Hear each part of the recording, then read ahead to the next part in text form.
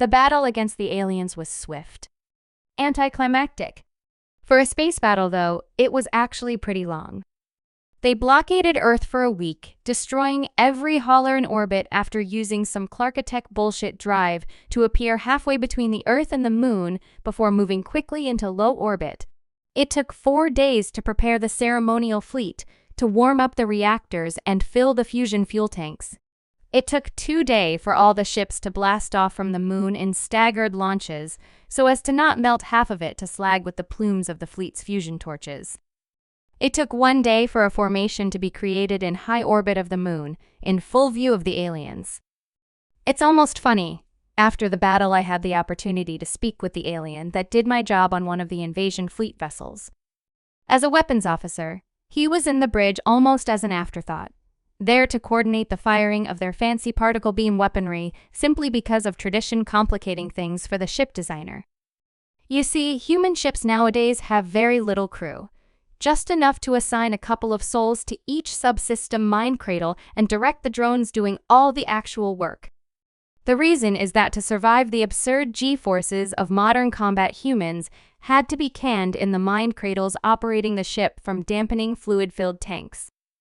Now the aliens, they did things differently.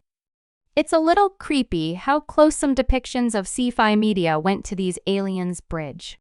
Anyway, the alien weapons officer, Raku, a shy fellow, we became good friends after the whole affair died down and peace talks were initiated, told me that the atmosphere in the bridge was downright joyous.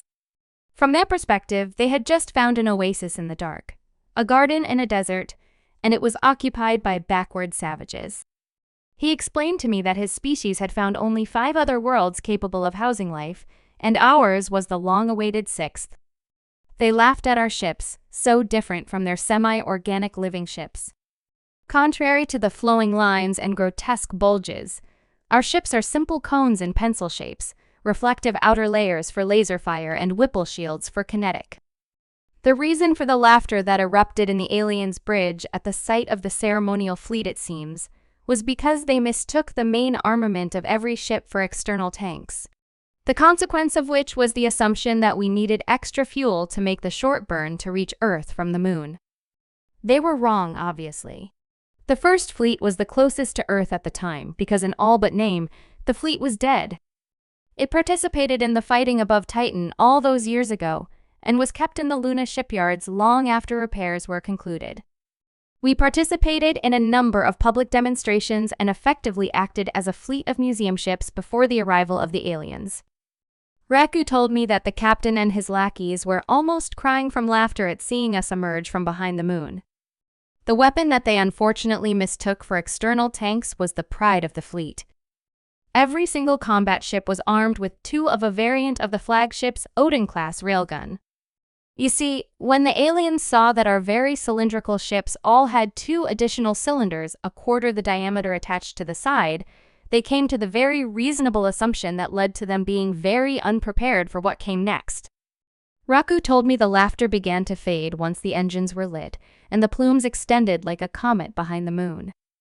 It had died out once the first readings on the acceleration began trickling in. Once the first forecast on interception time was announced, every alien had cold sweat running down their backs.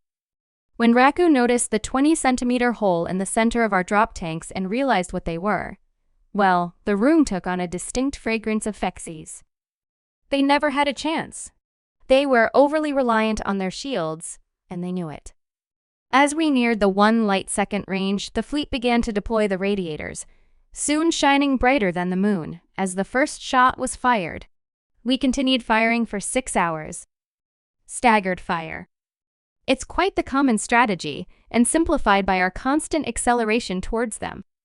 For 6 hours, 20 centimeters wide and 5 meters long chains of extremely low yield, 250 tons nuclear devices were fired from every ship in the fleet, slowly forming a disk hundreds of kilometers wide with a nuke for every cubic meter going at more than the escape velocity of the Sun. 30 chem/s. Now, I know that from what I'm saying, it seems as if they were cattle to the slaughter, but I have to commend them for their fast response. As soon as they noticed what we were doing and understanding the futility of trying to run, they immediately began firing on the nukes directly on collision course with their ships, even with the low damage of particle stream weaponry at that range. And Raku also told me the shield officers were tirelessly working on repurposing the shield projectors to deflect as many of the projectiles as they could. It obviously did not save them. It only made it possible for us to rescue a few of them from the void, and for me to make a new friend, and scrape together enough tech to build our own bullshit drive. And, as they say, the rest is history.